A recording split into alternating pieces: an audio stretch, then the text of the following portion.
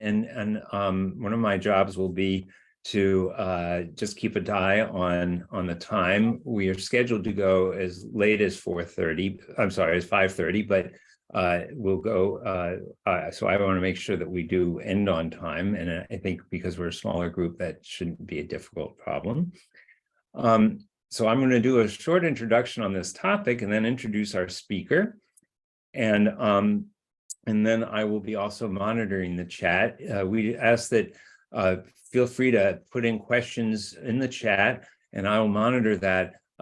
Dr. Chabot has asked that there'll be some times during her presentation that would be good to stop and answer those questions. So we might not answer them right away, but we will definitely answer them. And then there'll be plenty of time at the end of the talk to ask any questions if you have them. So today, as you can see, our topic is healthy sleep during childhood and adolescence. And this is a very timely topic. We have all learned over the past several decades that sleep is so important for how we function in general and how our minds function in particular, as well as the growing difficulties that I think that sleep can contribute to what I call the current pandemic in pediatrics. While the COVID pandemic has been officially declared over, I guess, there's still an ongoing pandemic in childhood and adolescence related to behavioral health problems. And this started way before the COVID pandemic, and it continues today. And we're learning more and more about how sleep contributes to that, or I should say the lack of sleep. And I'm sure that Dr. Chabot is going to touch upon that in terms of how sleep difficulties are contributing to the difficulties that we're seeing in our kids. So it's with great pleasure I can introduce our speaker today is Dr. Wendy Chabot. Wendy and I go back a very long way. She actually is trained as a general pediatrician, and she has been a member of the NAP team for periods of time, and then decided that she really wanted to focus in on this kind of important topic, and she's self-trained and taken courses and basically developed the equivalent of a fellowship in sleep studies. She has been working in the past with I think it's Western Mass Sleep Medicine Services, and primarily working with adolescents and children. And now more recently has a private practice and takes consultations for sleep problems that children have, as well as, now I just learned today, adults, and particularly the geriatric population. So it's with huge pleasure that I introduce a friend and colleague, Dr. Wendy Chabot.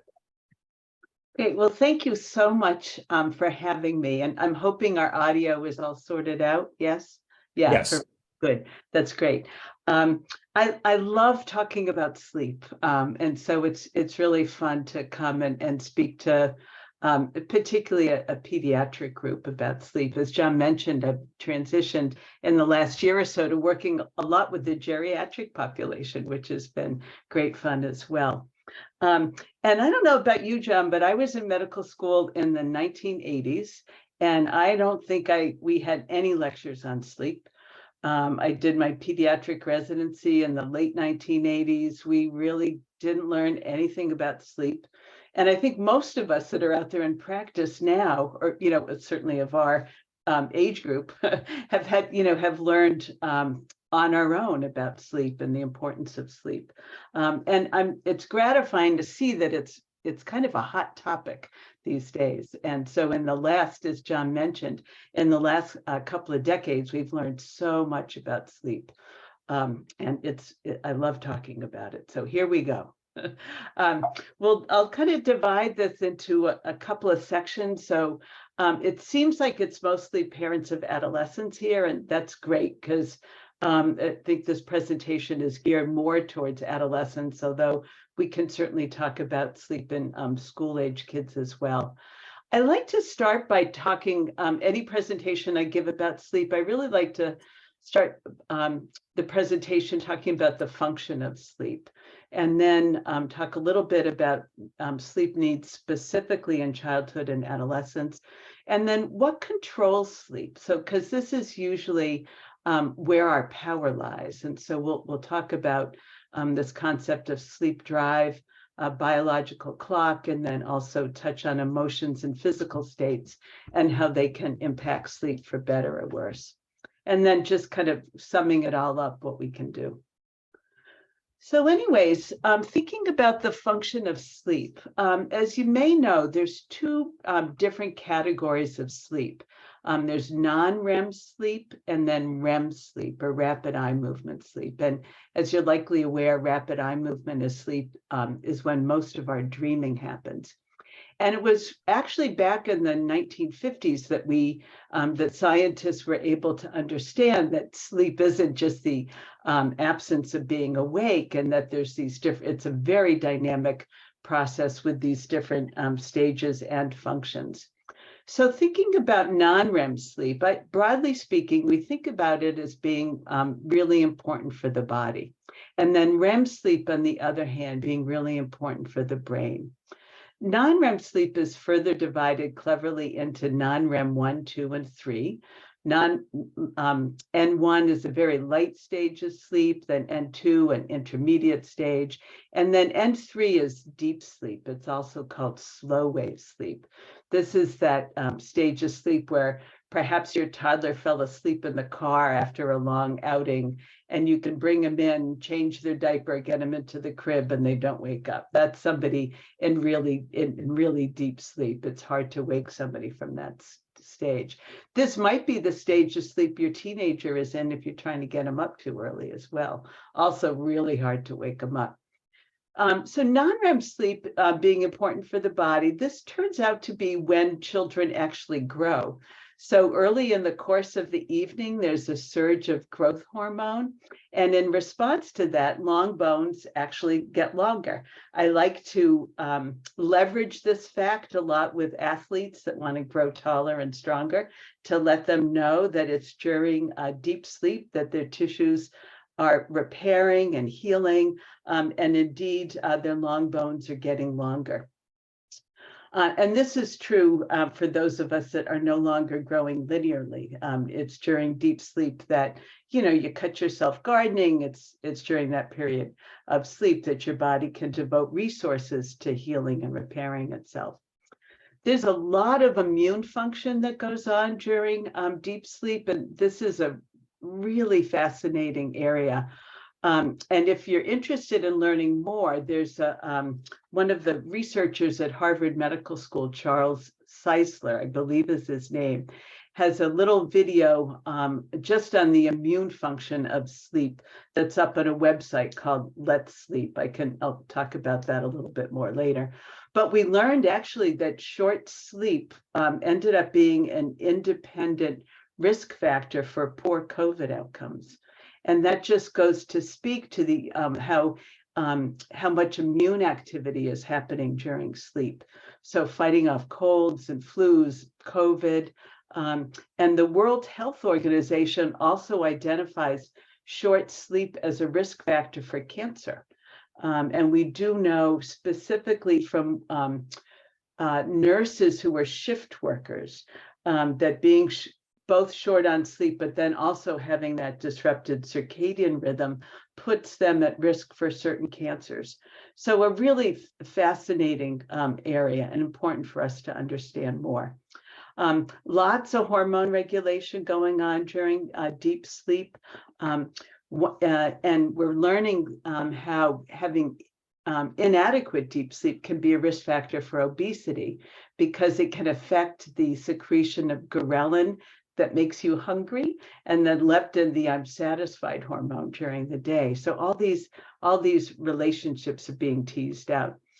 It's during non-REM sleep that our learning circuits are set back to baseline. So it's kind of like pushing the refresh button, kind of being able to clear the learning circuits from today so that we can process the information overnight while we're dreaming, and then start with a relatively clean slate the next day.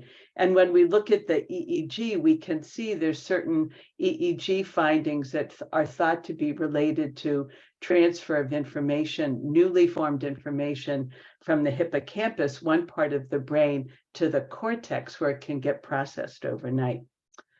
Also, non-REM sleep just restores brain energy reserves, And then interestingly, over the last, within the last decade, we've also learned that during deep sleep, the brain literally gets washed of neurotoxins, such as amyloid.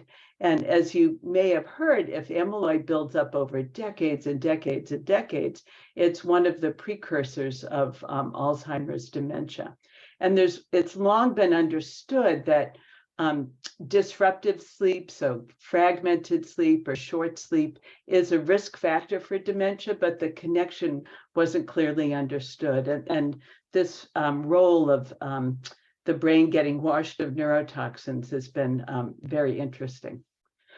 REM sleep, on the other hand, so actually, let me just back up. So think of deep non-REM sleep as like the period of time when the big box store has to close down, right? The shelves can get restocked, the floors can get scrubbed. It's when all that maintenance can happen that our bodies just can't take care of all of this during the day because we're so busy interacting with our day-to-day life.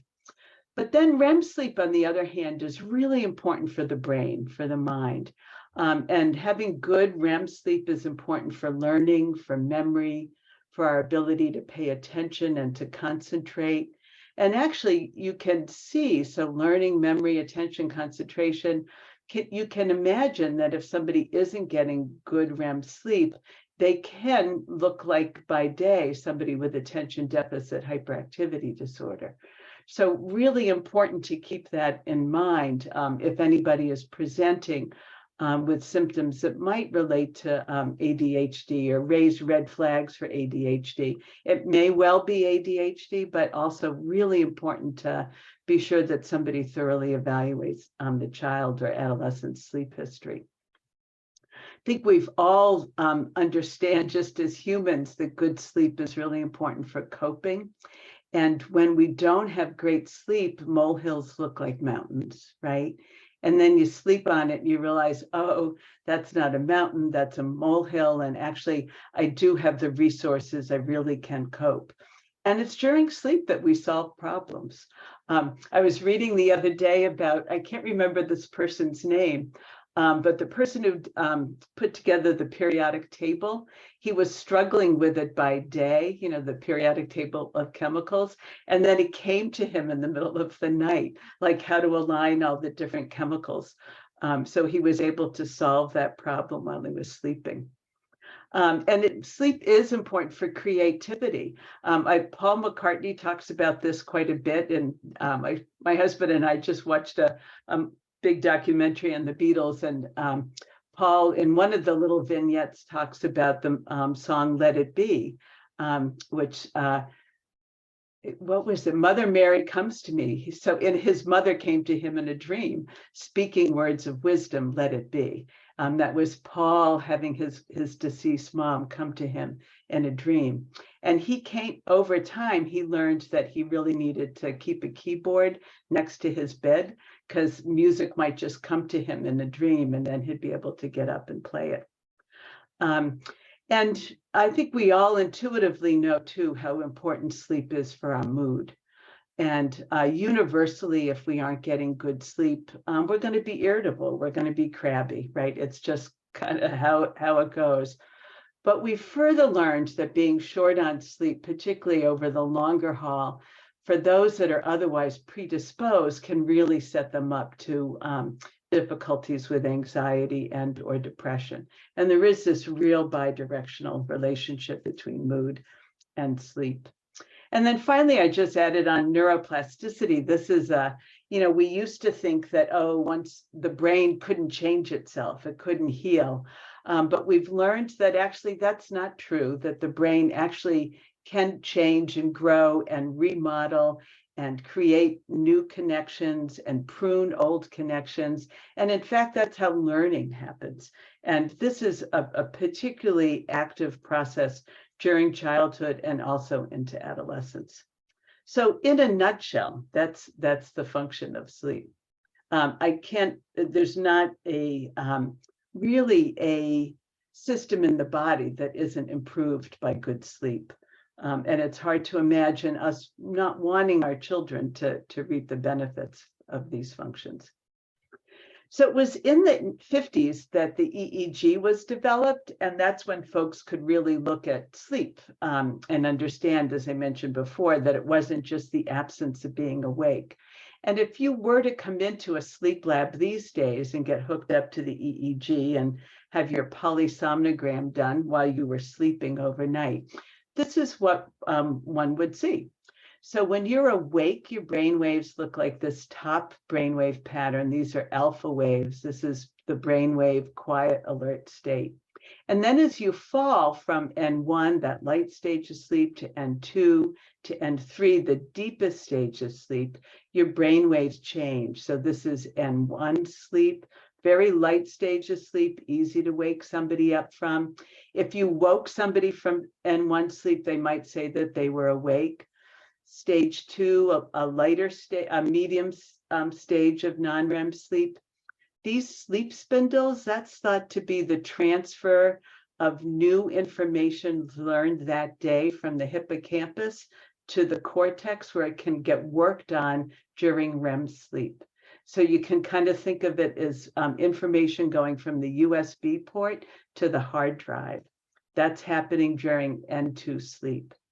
K complexes, we don't really understand what they're about. They seem to be kind of a little bit of safety arousing, kind of reorienting briefly and then returning back to sleep.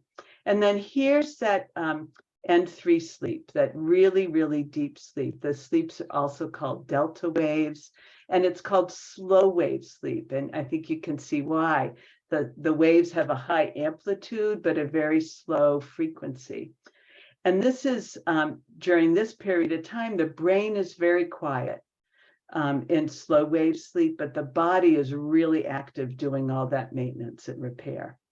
And then this bottom brain wave is what our brain waves look like when we're in REM or dreaming sleep. I think it's really easy to see how REM sleep is way more like a light stage of sleep or actually being awake than it is a deep sleep. So this is a really, really busy time for the brain, but a very, very quiet time for the body when we're in REM sleep. And actually, interestingly, a lot of our bigger skeletal muscles are actually, for the most part, paralyzed when we're in REM sleep. And it's thought that that's so we can't act out on our dreams. Over the course of the night, we cycle through these stages. So on the right-hand side of this slide, you'll see time. So here's the quintessential, this would be an adult 8-hour sleeper. But anyways, you start out awake, you have some deep sleep, then a snippet of REM, then some more deep sleep, snippet of REM, deep sleep, more REM, lighter sleep, REM, lighter sleep, REM. And you can see pretty clearly how we get most of our deep sleep in the first half of the night, and then most of our REM sleep in the second half of the night. And it's really important that we get all of these cycles. And just to point out now that think of it, if a teenager or any of us is getting up too early, like let's say they really need to sleep until 8 o'clock to get all of their REM sleep. If they're getting up at 5 or 6 to get to school, they're going to miss a big dose of REM sleep. And remember what REM is so important for, right? Learning, attention, concentration, coping, mood. So with early school start times, just to put it out there, this is one of the things kids are missing. And it's really helpful to, I like this graphic to just know and remind folks that sleep actually is like a roller coaster. And it doesn't show up on this graphic, and I apologize for that, but truth be told, every time we end out, we have a little snippet of REM, we wake up afterwards. So typically these cycles, I should have mentioned, in an adult, they're about 90 minutes long. In an infant, they might be 50 minutes, younger kids closer to 75, but the typical adult sleep cycle is about 90 minutes. And we often will wake up, after a snippet of REM. So waking, having a very brief arousal here, 100% perfectly normal. So it's really important for all of us, including our children and adolescents, to go to bed at night knowing that we may very well wake overnight. And for the most part, these awakenings or arousals are maybe 30 seconds, they might be a couple minutes long, but they're not long enough that we form a memory of it the next day. So we wake in the morning and our felt senses, oh, I slept through the night. But indeed, we actually do all wake overnight. And this is where it can be a bit of a challenge if, say, you're a baby and you only know how to fall asleep being held and rocked and fed, or perhaps an adolescent who only knows how to fall asleep with some electronics on. And then when you have a normal overnight arousal during the middle of the night, you're kind of looking for that audio book or whatever to kind of surrender and return back to sleep, because that's your conditioning around sleep. So waking overnight is normal and to be expected. And I like this graphic because it kind of illustrates that a little bit more. And so here we are at the beginning of the night, hopping into this roller coaster cart and then going on a ride through these different stages. So awake, light, stage 2, stage 3, and then REM here is shown with these little squishy ovals. But, you know, you fall asleep, you have some deep, then you have REM, deep sleep, REM, deeper sleep, REM, and then whoops, you wake up completely at 4 in the morning. And then lighter sleep again, and then REM, up another arousal at 6 in the morning, back to sleep, some more REM, and then waking for the day.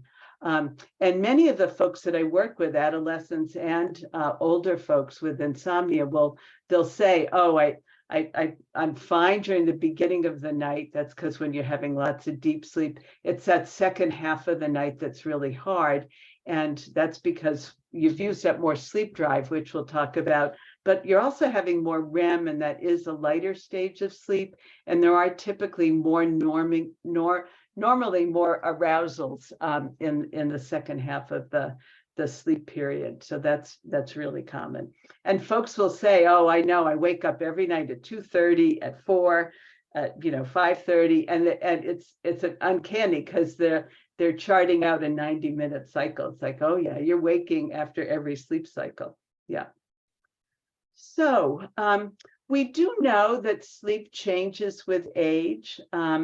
This is a graphic that shows how these different sleep stages change over the course of a lifetime. So down here on the left, we have a 5-year-old, and then over here on the right, we have an 85-year-old. And we're spending most of our time talking about probably this age group in here, right? 10 to 15 or 20. But just to see, so sleep latency, that's the time it takes you to fall asleep. So you go to bed, you turn off the light with the intention to sleep. Sleep latency is how long does it take you to fall asleep? WASO, it stands for wake after sleep onset. You can see that tends to increase as folks get older, and also it might take longer to fall asleep as one gets older. But what's really interesting to see here for the purposes of our discussion is look at how much slow wave sleep children have, right? And adolescents compared to somebody who's no longer growing, right? And then look at how much REM sleep, particularly in infants and younger kids. This is when we're making sense of the world and learning and understanding our environment. So it makes sense. And you can see infants almost have as much REM sleep as slow wave.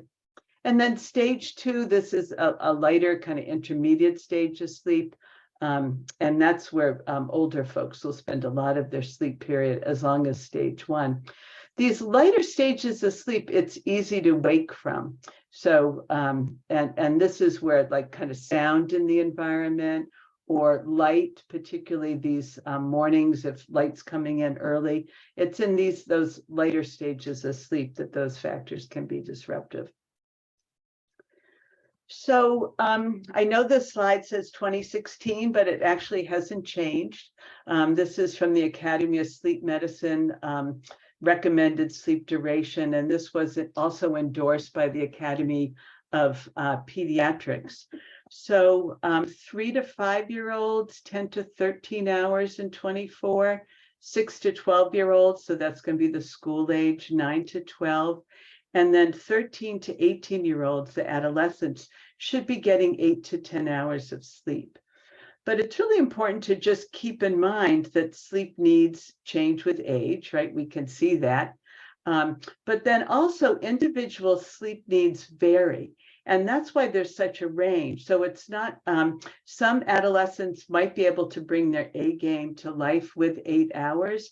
Others may really need 10 hours on a regular basis to bring their A game to life. And in the sleep world, we talk about short sleepers and long sleepers. And if you're a short sleeper, that's probably, it's really genetically determined, and they're teasing out all the different genes involved in this now.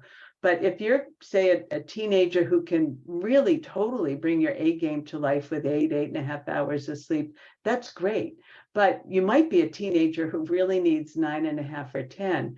Likewise, for adults, the recommendation is 7 to 9 hours. And it's really important that we know for ourselves and about our teenagers whether they're a long or a short sleeper, because short sleepers can't train themselves to be long sleepers without giving themselves insomnia. And long sleepers can't train themselves to be short sleepers without experiencing some daytime deficits. So we just have to know who we are and honor it. So how is a given individual to know whether they're getting enough sleep or not? Because it's really hard to say. You know, there's going to be that bell curve, 8 to 10 hours for adolescents. Some might be 8, some might be 10. Then there's that big chunk in the middle. So a given individual knows that they're getting enough sleep if they wake on their own without assistance. So that means no alarm, no parents coming in one after the other, right? And that shortly after waking, they feel refreshed and restored in the morning. So most of us don't feel like our best, you know, when we first wake up, but, you know, 10, 15, 20 minutes later should feel, you know, reasonably refreshed and restored. You know you're getting enough sleep if you're able to maintain alertness without the need for napping or caffeine throughout the day, including in boring or monotonous situations. So think the long work meeting, right? You're able to maintain alertness without caffeine or napping. And most importantly, there's no need for weekend oversleep. So if, on the other hand, you can't check all those boxes, you may be getting inadequate sleep, meaning you need assistance waking up, you don't feel refreshed and restored in the morning, relying on napping or caffeine or other stimulants, or feeling sleepy during the day. That's obviously a sign of not getting enough sleep. Needing to sleep in on the weekend, sign of not getting enough sleep, and then being moody, having a loss of empathy. And in adolescence in particular, we know that one of these signs of inadequate sleep can be increased impulsivity and increased risk-taking. And then finally, failure to concentrate and process information, i.e. learn. So, just to touch basically on teens a little bit more specifically, it is the population that is really suffering the most from insufficient sleep. And we do know that it increases a teen's risk for anxiety, for depression, for suicidal ideation. Definitely increases the risk of poor impulse control and self-regulation. We're learning a lot about the importance of REM sleep and emotions. There's going to be impaired interpretation of social emotional cues in self and others. It's going to decrease one's motivation and just generally increase somebody's vulnerability to stress. The cognitive deficits we've touched on already. And again, teenagers and particularly school-age kids can look like they have ADHD when in fact the main difficulty may be sleep difficulties. But also those that do have ADHD are going to be disproportionately impacted by poor sleep. So they'll really fall apart if they aren't getting good sleep. And then we've learned a lot recently about the impact of chronic sleep loss on physical health and safety. So we know that having insufficient sleep increases one's risk for obesity, leads to metabolic dysfunction, so can raise the bad cholesterol. It has impacts on sugar metabolism.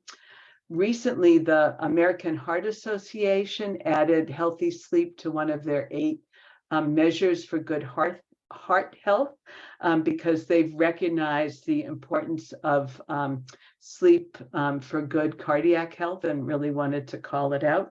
So that's happened. And let's see. And impaired immune function, what touched on already. This is a big one. Drowsy driving is obviously having inadequate sleep is going to increase the risk for drowsy driving. And this is a real problem with teens. And especially if you add in a little bit of alcohol, it's going to make it much more likely that somebody will fall asleep at the wheel. And the problem with drowsy driving is if you're asleep at the wheel, you're not going to make any diversionary moves.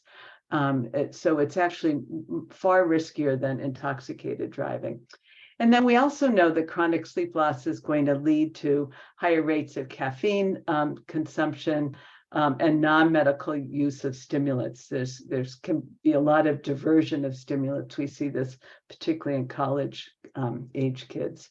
And then lower levels of physical activity, because you don't feel good. You're going to be fatigued if you aren't getting enough sleep. So it's going to be harder to get the physical activity that you need. And this is all from a policy statement the Academy of Pediatrics put out some years ago as they were advocating and continue to advocate for earlier school start times for adolescents.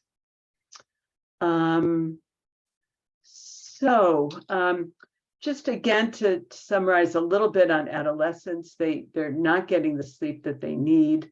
And this, we tend to find the rate goes up as they get from the late school years into the older school years. The kids are getting less and less of the sleep that they need. Some of them will even end up falling asleep in school. And then they'll try to make up for sleep by sleeping in on the weekends. And we'll talk about that in a minute. But many teenagers really underestimate their sleep needs. And all of us, teenagers included, tend to think we're functioning better with short sleep than we really are. When you take somebody into the lab that's been sleep deprived and put them through all these different psychometric tests, people really, it's shown that people underestimate how impaired they are based on short sleep.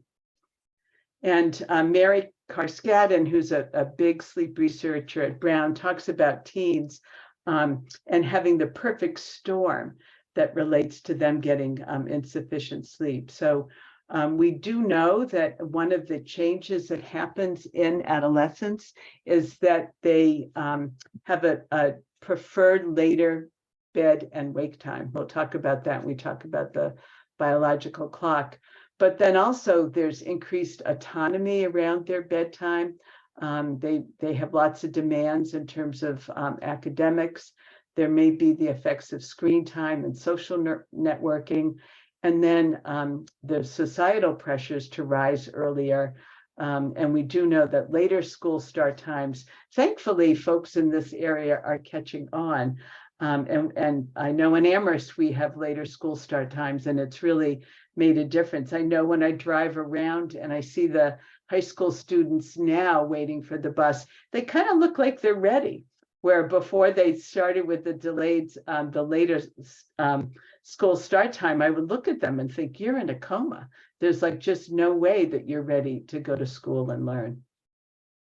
So why don't I pause here just for a second to see if there's any questions about the function of sleep before we dive into kind of what controls sleep, kind of thinking about it from more of a physiologic perspective, and then also what is it that we can do as parents and caregivers to improve sleep for our kids and adolescents? Any Thank you, questions? Wendy. There's a question I think is timely with this. You were talking about how long any individual needs sleep, and how do you determine that? Let me just read the question here about that. I'm just going to read it right from the chat.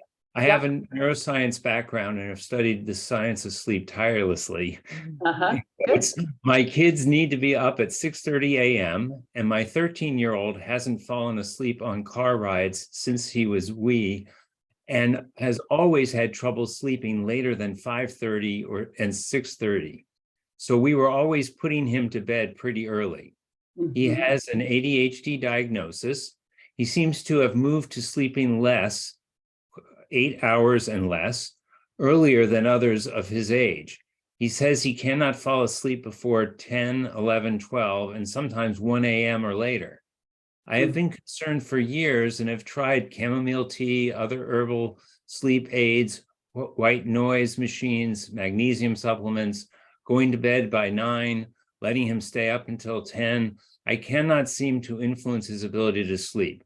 The question is 13 too young to be sleeping so little? Yes, I would say so. So here's another way to kind of tease out somebody's perfect sleep is I would wonder if when they're free range and they don't have school obligations, so think summer vacation, what their sleep period might be like.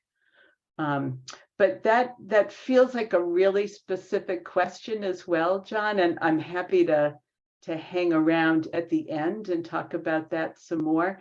But maybe there'll be some answers coming up that might be a good segue.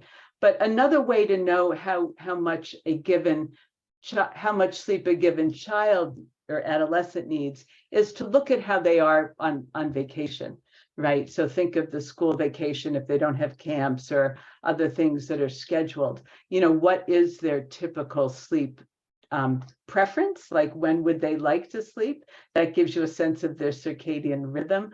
But then also, if they don't have to get up, how long do they actually sleep? So can be a useful experiment. That's great. Yeah. So it's possible. I mean, if this child really sleeps, I forgot what she said, 8 hours or less, even on the weekends and on summers, I guess it's possible that is what their requirement is. It's possible, John, but I would have some follow-up questions. I would want to know more about their daytime behavior, and if how does it look like they need more sleep based on daytime behavior and mood. And then I would also want to know if both parents are short sleepers. If both parents are short sleepers, I might feel that that's okay. But generally speaking, I would be concerned. But having said that, it is a bell curve, right? So there are going to be some people that need less sleep than others. But again, looking at the daytime performance is going to tell you a lot, right? Thank you. Great. Yeah, sure. I hope that was somewhat of an answer. Other questions? Any other questions that people want to ask at this point? Or I don't see any more in the chat, and why don't we continue, and we will have other times to pause. Perfect. Okay. So 3 things that really control sleep. One is this thing called sleep drive. Second is the biological clock. And then third are our emotions and physical state. So this is where anxiety might come in, or pain might come in, or a medically based sleep disorder. But anyways, so this is what's been referred to as the 2-process model of sleep regulation. And we'll take them one at a time. So one of the things that really is responsible for sleep is this thing called sleep drive. So here's time down here on this axis, and this is looking at an 8-hour adult sleeper. So somebody sleeping 11 to 7. but the concept is exactly the same for children and adolescents. It's just that the sleep period might be longer, right? It might be more like 9 hours. So, but to just discuss sleep drive, so here somebody gets up at 7 in the morning, they go to work, they go to school, they do all the things that they do. So as they're going throughout the day, they're building up this thing called sleep drive.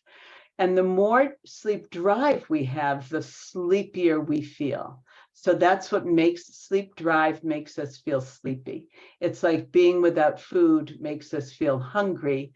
Being without sleep gives us an appetite for sleep, right? So that's sleep drive. You can really think of it as one's appetite for sleep. So the longer you're awake, the more sleep drive that you build up. And then the easier, if you have lots of sleep drive, the easier it is to both fall asleep and stay asleep. So this person will have those brief overnight arousals, but they don't remember it. And they wake up in the morning with the sense that they slept through the night. So sleep drive builds very slowly throughout the day with our daily activity, and then is cleared with sleep, but is cleared very rapidly, interestingly enough. So sleep drive is the main mediator of sleep drive is something called adenosine. So adenosine is a byproduct of energy metabolism. And the more sleep, the more we use our brains and the more active we are, the more adenosine builds up in the brain. And that's what makes us feel sleepy. So again, that sleepy is that feeling of my eyelids are heavy, my head's nodding, like I need toothpicks to keep my eyes open. I'm rereading the same line in the book over and over again, and it isn't sinking in. That's sleepiness. That's when we should go to sleep. And it's important for all of us to know what sleepiness feels, because if you try to go to bed when you're not sleepy, you're not going to be able to go to sleep. It's like sitting at the dining room table waiting to get hungry, right? You really don't want to go to bed unless you're sleepy. This ends up being much more of a discussion I have with older adults than adolescents. But anyways, sleep drive's mediated by adenosine, builds slowly through the day, and then is cleared rapidly overnight while we're sleeping. And then hopefully we wake up feeling refreshed and restored the next day. So things that are going to improve sleep drive and hence somebody's ability to fall asleep and stay asleep, the very best thing is a good full day, right? And actually the secret to a good night's sleep is actually a good day. It's way much more about the day than it is about the night. So being active and engaged and building up sleep drive throughout the day is the best way to build sleep drive and to be able to fall asleep and stay asleep at night. Other things to know about sleep drive is a nap is going to be a sleep snack. So if you're building up sleep drive throughout the day, and then you come home from school and you're so sleep deprived that you fall asleep for an hour and a half, well, you just used up a lot of sleep drive. And it's going to be a sleep snack, and you're going to have to be up that much longer and that much later to get to your threshold of sleep drive to be able to fall asleep and stay asleep. So naps can be really problematic in terms of one's ability to fall asleep and stay asleep. Certainly, there are going to be times when they're needed for safety, right? You know, your teenager's about to hop in the car and drive to Boston, but they look a little sleepy, right? So that's, you know, there will be times and a place for a nap, but generally speaking, naps are not going to serve kids well if they're having difficulties with sleep at night. And then finally, adenosine, caffeine is an adenosine antagonist. That's how caffeine works. It blocks the effects of the adenosine molecule. And as you may know, caffeine is in so many things these days. So obviously it's in coffee and tea, it's in soda, it's in energy drinks. And it really blocks the effects of the sleepiness. That's how it works. That's how it keeps one awake. And the challenge with caffeine is it has a very long half-life. So half-life refers to the period of time it takes for the dose of a substance to be metabolized and cut in half. So I always have my cup of coffee at lunch. It probably has about 100 milligrams of caffeine in it. And the half-life of caffeine in somebody, an older person like myself, might be 8 hours, but in younger folks, it might be 6. So think of it, 100 milligrams of caffeine at noon. At 6 o'clock, that's going to be 50 milligrams of caffeine. At midnight, that's going to be 25 milligrams of caffeine. At 6 tomorrow morning, there's still going to be 12.5 milligrams of caffeine in one system from the coffee they had at noon. So that's the problem with caffeine. It's metabolized very, very slowly. And actually, we all know the person that says, oh, I can have a cup of coffee and go to bed. Well, and fall asleep. And that may be true. But what we know, if you come into the sleep lab and have your sleep monitored, you're staying in stage 1 and stage 2 sleep. You're not getting that deep restorative sleep. And it also interferes with REM sleep. So even for those folks that say, oh, I can have caffeine and go to sleep, it isn't really a wise thing. So just to sum, sleep drive, the best way to build sleep drive is to be active. And honestly, I didn't say, but exercise is the number one, right? It's just the very best way to build sleep drive. And so to have regular cardio and resistance training is one of the best ways for any of us to improve our sleep, but including our kids and adolescents. And then parenthetically, what are the benefits of exercise are all positive, right? So better cardiovascular health, it's one of the best ways to help with anxiety and or depression. So it's really hard to beat exercise when it comes to sleep and mood. So exercise good, a full day good, avoiding napping and avoiding caffeine. So that's kind of sleep drive in a nutshell. And then another physiologic process that is responsible for sleep is this concept of the biological clock. So the clock is about 20,000 brain cells in an area of the brain called the suprachiasmatic nucleus. And it's responsible for the timing of when sleep is likely to happen. So you still have to have built up enough sleep drive to be able to fall asleep, right? But the clock is kind of sets the starting line. It's almost like sleep permissive. So so many of us will find it difficult to fall asleep at 10 in the morning because our clock is telling us that 10 isn't the time to fall asleep. It's the time to be awake and alert, right? That's even after a bad night's sleep, your biological clock is going to keep you up. So the clock is responsible for the timing of when sleep is likely to happen, and it mediates its effects through melatonin. So melatonin is a neurotransmitter or hormone that's produced in the pineal gland and then released in response to darkness. And that's how the clock affects our sleep.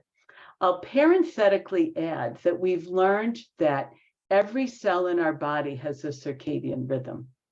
And the master clock not only affects the timing of sleep, but relates to all the other clocks in the cells in our body. So when we set our circadian clock, which is one of the most important ways to improve sleep, we not only improve sleep, but we set ourselves up for health in every other system of our body. And I think I have a reference to it, but the New York Times had a wonderful article not too long ago, I think it was last summer, on circadian medicine. If anyone's interested, I'd highly recommend they take a look at that. And also just to say, the clock does shift over the course of a lifetime. I'll talk about melatonin more in a second. But so here's, the quintessential adult with the preferred perhaps 11 p.m. to 7 a.m. sleep period. But what we do know is a few things about the clock. So just like sleep need, there's a large genetic influence on the clock. So some of us are just by genes, by nature, more likely to be larks, where others are more likely to be night owls. And there's a big genetic influence there. But we also know that this changes over the course of a lifetime. So infants, as you may know, don't have a biological clock. It doesn't develop until closer to 3 to 4 months of age. So they don't know day from night, right? That's why infants just don't know day from night. The clock isn't developed. But it matures around 3 to 4 months of age, and then infants start learning day from night, and parents can use light to help them really kind of reinforce that. But then school age kids tend to be, stay larks, like many infants are. Toddlers, school age kids are often larks. But one of the biological changes that happens in puberty is that the clock shifts to a preferred later bedtime and wake time. And this is a biological change. It happens independent of social media and electronic use, but this is a biological change that happens with puberty, and we need to honor and respect that. And so for many kids, many adolescents, they really biologically have a hard time going to sleep as early as they did, 3 or 4 years before, just because their clock has shifted by an hour or two. And then for many folks, this shift in the clock to a preferred later bedtime and wake time lasts into their late 20s. And then people tend to shift back to an earlier chronotype, as we say, so, a preferred earlier bedtime and wake time, except the night owls that are just diehard night owls. So this graphic just shows the relationship between melatonin and sleep propensity. So here's melatonin here, sleep propensity, the ability to fall asleep. And then here's core body temperature. And important to keep in mind that the higher your body temperature, the more alert you are. Lower body temperature, less alert. So again, this graphic is kind of illustrating the physiology of the quintessential 8-hour adult sleeper. But here's melatonin here turned off or at a very low level during the day in response to light. And then in this period, our world used to get dark. So, right, this is pre-Thomas Edison, pre-Tim Cook, right, 10, 11 at night. That things used to get dark or dim. And in response to dim light, melatonin rises. And melatonin's interesting because it gets both produced and released on demand. Other hormones are kind of stored in the body, and so the body can just release them when it needs to. But melatonin actually gets produced and released on demand. So we need our world to get dark and dim in order to produce and release melatonin. And then assuming that we're staying in a good sleep environment, which is cool, dark, quiet, safe, we'll maintain a good melatonin level. And then in the morning, upon getting light exposure, our melatonin level returns to daytime levels. And with it, shortly thereafter, our body temperature will start to rise and we will become more alert, and our sleep propensity dissipates. I'd like to point out that all of us have this little dip in core body temperature. It's often about 3 or 4 in the afternoon, right? That's a physiological phenomenon when we actually tend to be less alert. It's a circadian dip. And if you just hang in there, you'll become more alert. So you see that little dip right here in the core body temperature. And with that, you're going to be less alert, maybe a little lethargic. Then our temperature is highest right before we go to bed, interestingly. So we're most alert in many of us in the evening before surrendering to sleep. So the thing to say about the clock as well is that like any good clock, it wants to get set. It wants to get set and it wants to run on time 7 days a week. And the best way to set one's biological clock is to have a set or relatively set wake time. And it's called the Zeitgeber. So the best way to set the clock and to keep this whole process running rhythmically day in, day out is to have a set wake time 7 days a week and get light exposure, because that's what sets the clock. Other zeitgebers or cues for the clock are having regular meals, kind of exercising at the same time, just having a regular rhythm and routine to the day's activities. But the most important way to set the clock is with a set wake time, 7 days a week. And this is what can be a real challenge with adolescents, because many of them are so sleep deprived during the week that there can be this tendency to want to sleep in on the weekends. And what this is from Judith Owens, who is the head of sleep at Children's Hospital in Boston, and she's written the Bible on pediatric sleep for those that are interested. But she asked the question is, does sleeping in on the weekend, help compensate for weekday sleep loss? And what we know is that it doesn't. So what happens if you sleep in for a couple hours on the weekend, it's going to reset your clock every weekend for preferred later bedtime and wake time. And then if you sleep in, say, to like 10 o'clock in the morning on a weekend, but you need to be up for 16 hours to build up adequate sleep drive to be able to fall asleep. So if you get up at 10 o'clock on a Sunday morning, you're a teenager, and you need to be up 15 hours to build up adequate sleep drive, what time are you going to be able to go to sleep? Right? So 12 hours later would be 10 o'clock plus another 3 is 1 o'clock in the morning, right? So if you sleep in that late, you don't give yourself enough hours left in the day to build up sleep drive to go to bed at the time that's going to serve you well for your weekday. So this is why many folks have Sunday night insomnia, right?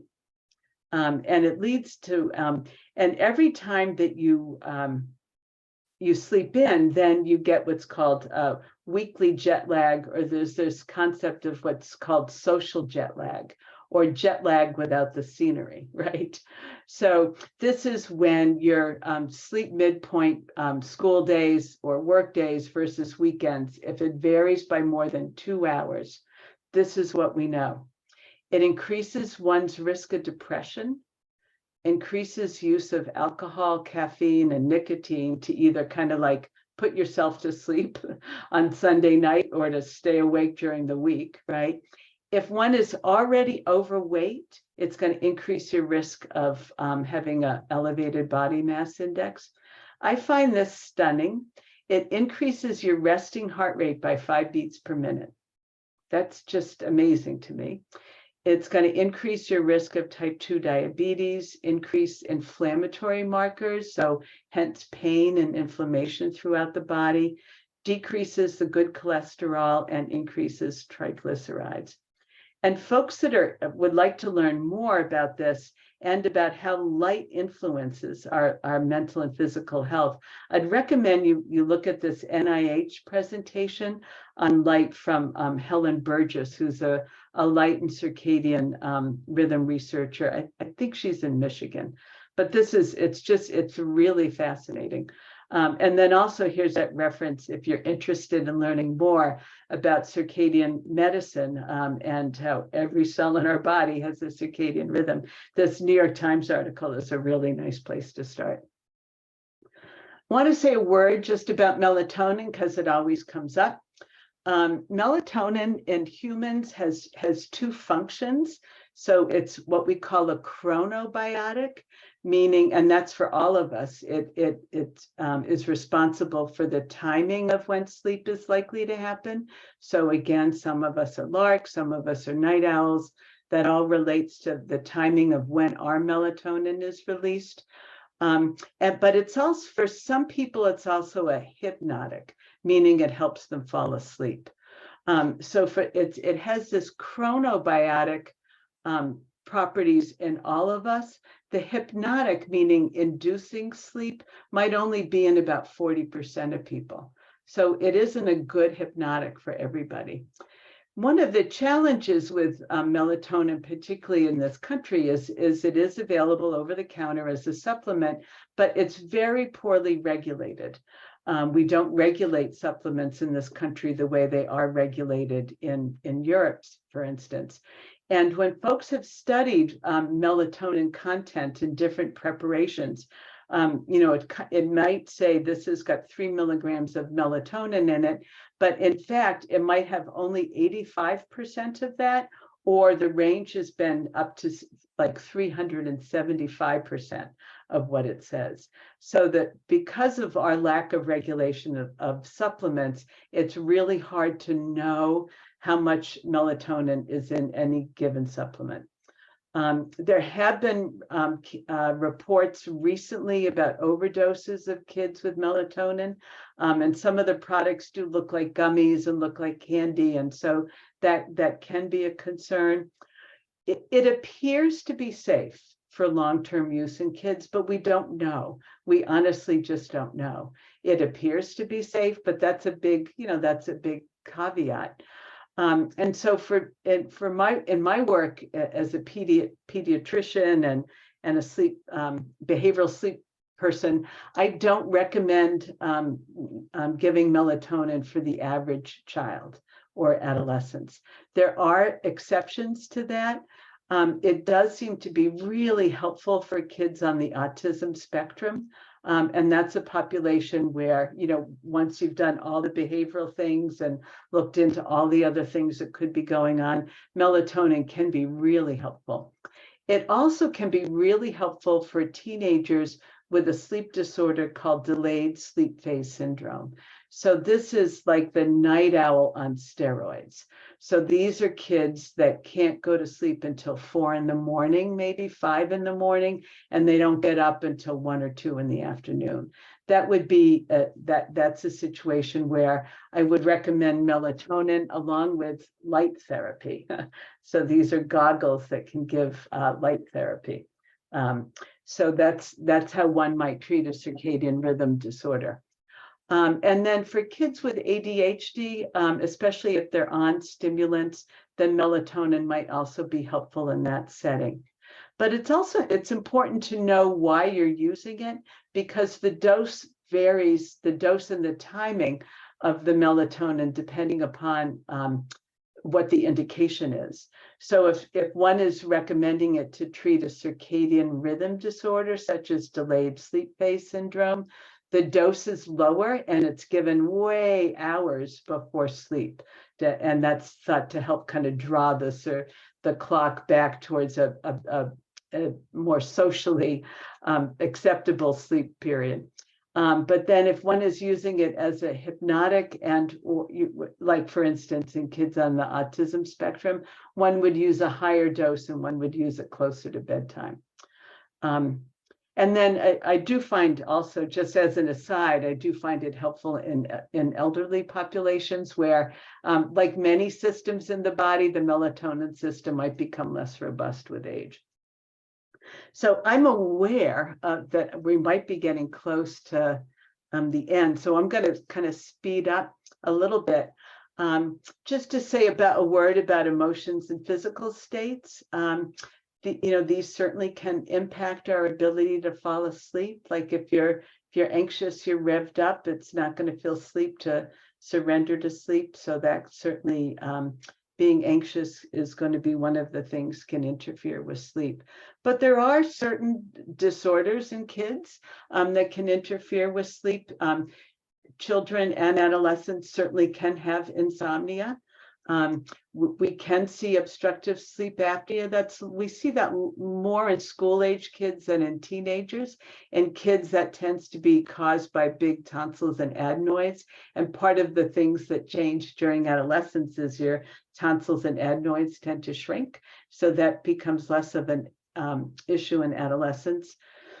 Kids can have restless leg syndrome, periodic limb movement disorder, and there's a newly recognized disorder that's related called restless sleep disorder that has been described in the pediatric sleep literature for some years.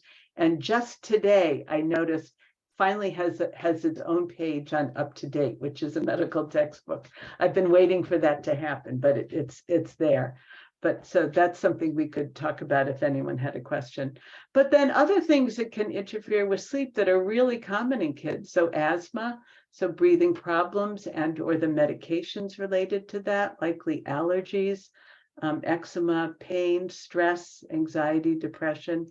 And so to improve sleep, it's really important to look at any of these conditions that might be existing in a given individual and then do what we can to ameliorate them. And then medications such as stimulants for ADHD and then decongestants, which can have stimulates and can interfere with sleep. And then some of the antidepressants tend to fragment sleep. We've touched on caffeine already, so I think I'll skip over that. But just to remember that sleep is actually the natural energy drink. Electronic media, we do know is one of the factors that's impacting sleep in kids and adolescents. It does tend to lead to later weeknight bedtimes, may keep somebody up longer. This might be due to the direct effects of the light on suppressing melatonin, but also then the content can be stimulating and make it hard to kind of quiet and relax the brain to fall asleep. And kids that do have a lot of exposure to electronic media at night will tend to be sleepier during the day and be the ones that tend to need to sleep in on the weekends. So just in summary, what can we do to improve sleep? Keep in mind what are the factors that control sleep. So sleep drive, biological clock, emotions and physical states. An ounce of prevention is worth a pound to cure. I'm a doggy person. Have you tried taking long walks? So improving sleep drive, the secret to a good night's sleep is really a good day, getting good exercise and filling the day with activity, avoiding naps, which are sleep snacks, and then avoiding caffeine. Setting the biological clock, really not allowing for a weekend sleep, oversleep of more than 30 to 60 minutes. And then upon arising, really important to get light on the brain, because that's what's going to turn off melatonin. That's what's going to set the biological clock and make it easier to keep to a schedule weekends and weekdays. And then again, having regular schedule for other activities and allowing the environment to grow dim, right, in the evening, the best that one can. We want to avoid playing insomnia jeopardy. So if one has worries, it's really important to address these during the day. For kids, it can be really important to have a worry time. You know, if they have a lot of worries, to sit down maybe at 4 o'clock in the afternoon, write down their to-do lists, write down their concerns, write down their worries, and kind of come up with a game plan for addressing them so that that doesn't have to spill over to the nighttime. So addressing emotions and physical states, I think we've touched on this. And I'm happy to email this to you, John, too, so that you can share it. One thing I didn't say, and I will point out, really good to keep the bed for sleep. Bed equals sleep, bed equals sleep, bed equals sleep. So bed is not where one does homework. Bed is not where one has difficult family conversations. Really leave the bed for sleep so that one has like a Pavlovian response to the bed. Bed equals sleep.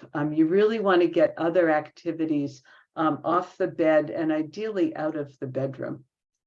And kids and adolescents need to have a wind down time, right? But the day's activities have ended. Now I'm going to set the stage for sleep. So whatever that might be listening to some quiet music. It might be doing crafts, some non-stimulating, school related reading, but have a little evening wind down. There's really wonderful bedtime yoga on YouTube with Adrian. So that's something I recommend to a lot of folks, but especially if you learn a little, some yoga breathing and some yoga practices, that can be a really nice way to transition to sleep, to have a 20-minute practice before you climb into bed, and be sure that you're sleepy before you get into bed. So I hope I've pointed out that sleep is crucial and not optional. Most factors contributing to insufficient sleep are modifiable without the need for medications. And the solutions are simple, but that doesn't mean that they're easy, right? And keep your eyes on the prize. Happy, healthy, well-adjusted person who's bringing their A game to life. So that's what I got, John. Thank you very much. Happy to answer any questions. So thank you very much for going through that so very important topic. Let me there are a couple questions, and I have a couple as well.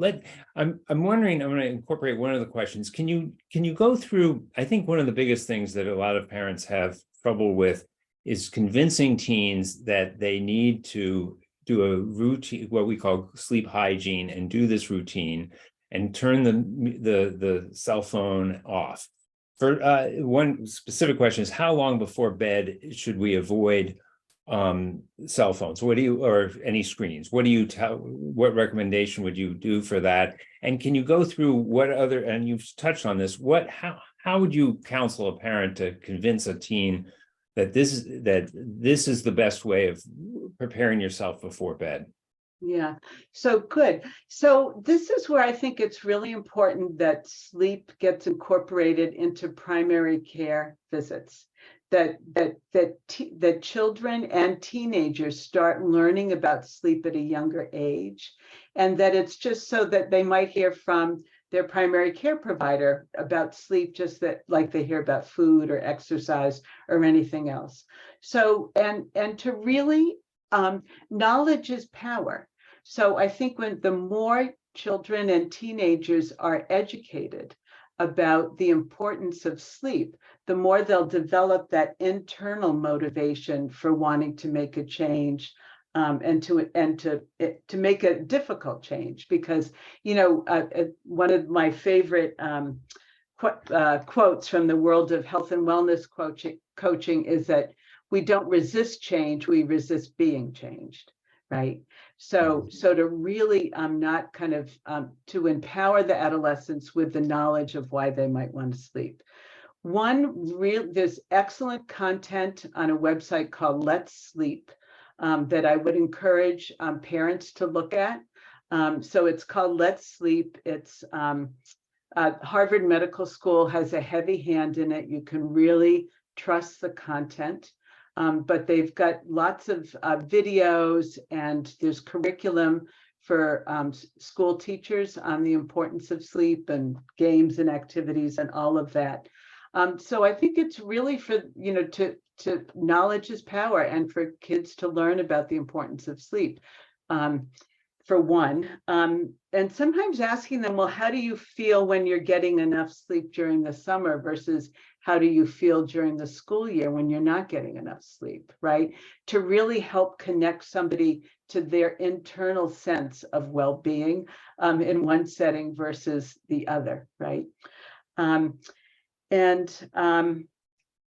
terms of turning off electronics, I think it's really depends upon the child, the adolescent, but in general, I think an hour is a good time to be off of electronics, off the phone, off the screens. And it's not just because of the light, but it's also the content, right?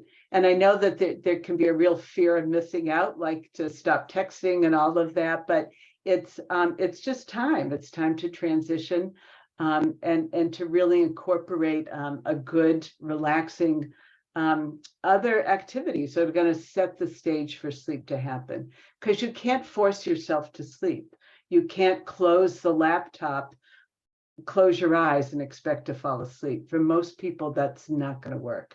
You really need to have something in between. And what that in between is just depends upon the individual. Is it music? Is it knitting? Is it coloring? Is it, bedtime yoga? Is it some breathing practices, some light reading? Fill in the blank. And this is where I think it's really helpful to let the adolescent choose, right? The activity, knowing what they know about themselves, what is soothing, calming, relaxing for them. And then I think it's really important for us, parents and caregivers to set a good example. If we can all not bring our phones into the bedroom, if that's possible, right? Have old school alarm clocks, right, that are under the bed because you don't want to look at a clock all night long. That's one of the most disruptive things you can do is check the time overnight. I feel like I'm not answering that question, but yeah. Well, it's not a question that can be easily answered and certainly easily implemented, but those are some good tricks there and good ideas. Another question is, how long do we need light exposure in the early mornings? I'm not sure in reference. Ginny, do you want to expound on that? Well, you were talking about the importance of having that first thing, light exposure, in terms of setting our clocks, and is that opening the window or the curtains for 5 minutes? Is that half an hour walk outside? Is there a number for that? I'm just wondering what amount. It's full on daylight. Bring it on. It's like it's time to get up. It's time to live the day. So it's not like pull the blinds, get light for 5 minutes and then pull them back down and let it be dark. It's really making a full transition to daylight. So pulling the blinds, making sure the light exposure is sustained to turn off that melatonin and set the clock. Thank you. Sure. Yeah. Please, if you have other questions, feel free to write in the chat, or you can unmute yourself. I had one that I see a lot of teenagers who have the delayed sleep phase syndrome. Mm-hmm. And you mentioned something about a light therapy and the goggles. What do you do with that? Yeah. So this, first of all, you want to be sure that you've got the diagnosis right before the treatment. But if somebody does have delayed sleep phase, and actually, John, for your purposes, Up to Date has pretty good information on treating delayed sleep phase. So this is somebody that really has like not just a night owl, but a really exaggerated tendency towards wanting to go to bed very late and then waking very late. So that's a good indication for melatonin. But as I mentioned, you would use a lower dose and well removed from sleep. And then another adjunct to that would be these sleep goggles. So this are light goggles. This is called retimer. So it's a form of light therapy. They go right over your glasses. And it's like the old light box that people used to recommend for seasonal affective disorder. But what's nice about this is you can walk around, you can get ready for school, you can do whatever it is that you would need to do. But the way I would normally treat delayed sleep phase is the most important thing is to schedule the wake time. And you want to move the wake time earlier in by a half hour, maybe every 2 to 3 days. And then upon waking, make sure that they're getting light exposure. And that could include using these. The tricky thing about light, using light as a therapeutic, is you have to be sure that you've done it, that they get the light after their core body temperature minimum. Because you can run the risk of advancing the phase if it's given at the wrong time. So here's core body temperature minimum, right? For somebody who's getting up at 7, that's about 5 in the morning, or 4:30 in the morning. If you give light therapy here, you're going to further delay somebody's sleep phase. So if somebody's used to getting up at 1 in the afternoon, their core body temperature might be like at 9. Their core body temperature medium might be at 9 or 10. So if you start giving them light here in this period, you can further delay their sleep phase. So you have to be really careful about when the light is given relative to somebody's core body temperature minimum, or you can actually exacerbate the situation. So what time, so when would you suggest, so it's not, if let's say a typical, I have lots of kids who go to bed at 1 a.m. and on the weekend sleep in, and even sometimes don't make it to school. Right. What if I want to try to get them to get to bed at 10 o'clock, let's say? I know we can use melatonin, and I know we can gradually get them to work that way back. But if I say, okay, you got to wake up at 7 in the morning, no matter how bad the night's sleep you had, Yeah. and how would I use the light to help them with that? Would I? No, so I would probably, for them, John, I would make sure that they get rid of the weekend oversleep. So I wouldn't use light therapy until I've gotten rid of the weekend oversleep, and then that might be an add-on. I see, but later in the day, is that? No, I would start with scheduling. I would just, for those kids, it's just you like how I would normally approach that is like if they're sleeping till like 1 in the afternoon, I would say this weekend you're up at noon, next weekend you're up at 11, the next weekend you're up at 10, the next weekend you're up at 9, and then and they can do it faster if they want. It's kind of like, how do you want to pull off the Band-Aid all at once, or right, like a little at a time? But I usually start with scheduling the weekend. These I tend to use, this is for the kid who just isn't even getting to school. Like they're not even making it to school anymore. I see. Right. Yeah. Yeah. Thank you. Yeah. Any last questions? Anybody want to unmute themselves if for any last questions? Okay. Don't see any in the chat. Well, I will again thank you very much, Dr. Chabot. I really appreciate your expertise and all your knowledge. And I thank everybody for attending. I hope you found this helpful as I did. And we are taking a short break for the next few months, and we will have another workshop starting in September. We're just making our plans for that. Please, if you have any suggestions or topics that you'd be interested in hearing, feel free to send an email to nap@contactus.napeds.com. And I'm very happy to hear any feedback that you have on any of our workshops in the past or going forward. Thanks again, everybody, for joining us. Okay.